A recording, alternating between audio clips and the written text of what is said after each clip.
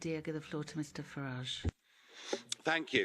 Imagine you invited a very important guest round for dinner and you made all the preparations and there were some very important confidential conversations that needed to be had and you thought everything had gone well, and yet within hours your guest had told the outside world that you, the host, were deluded, that you were living in a different galaxy.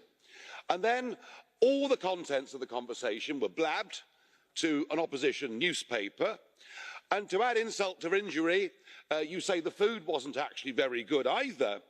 And then a few days later, in a display of extreme petulance, you even deride the national language of the host, which, by the way, is looking a bit silly, because last Saturday's extravaganza, known as the Eurovision Song Contest, saw 90% of the songs sung in English.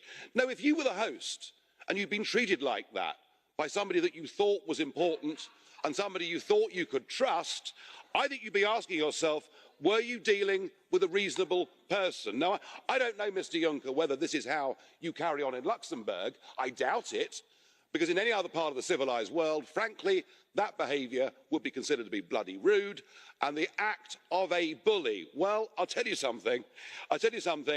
Your attempt to bully the Brits through this negotiation is not working. 68% now of the British people want Brexit to happen. And all of that on top of a ludicrous ransom that Monsieur Barnier wants, that I'm told has now doubled to €100 billion.